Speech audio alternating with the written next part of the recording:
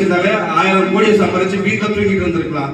அவர் சும்மா காசு கொடுத்தாரு பல கோடிகள் கொட்டுற இடத்துல அவர் பணத்தை விட்டுட்டு 33 வருஷம் நம்மளுக்காக உழைச்ச நம்ம மக்களுக்கு ஏதாவது செய்யணும்னு சொல்லி நீங்க வந்திருக்கிறாரு.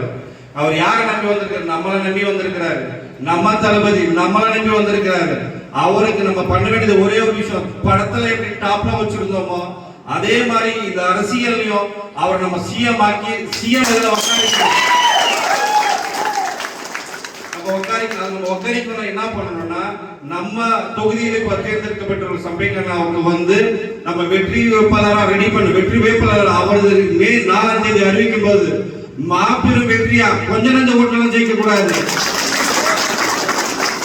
இது வரைக்கும் வேப்பனப்பள்ளி தொகுதியில யாரும் ஜெயிக்காத ஒரு வெற்றியை நம்ம அவருக்கு ஜெயிச்சு அண்ணா கையில கொடுத்தோம்னா அண்ணா எடுத்து போய் கொடுக்கிற ஒரு சர்டிபிகேட் வெற்றி இதோட கொடுக்கறதா நம்ம சிஎம் நம்ம தளபதி உட்காரணும்.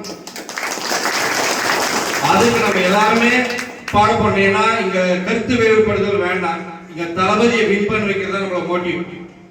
நாம ஒரு இது பண்ணிக்கணும். எல்லாருமே இப்ப நம்ம இருக்கிறோம் ஒருத்தர் இல்லைன்னா 10ல இருந்து ஒரு 50 ஓட்டுக்கு நம்ம ரெடி பண்ணணும் மினிமம். ஏன்னா வீட்டுல நம்ம இருக்கிறோம்னா நம்ம பக்கத்துல பேசுறதாகட்டும் செய்யறதாகட்டும், ஏன்னா நம்ம கேன்வஸ் தான் முக்கியம். நம்ம தளபதி பத்தி நாம தான் எடுத்து செய்யணும்.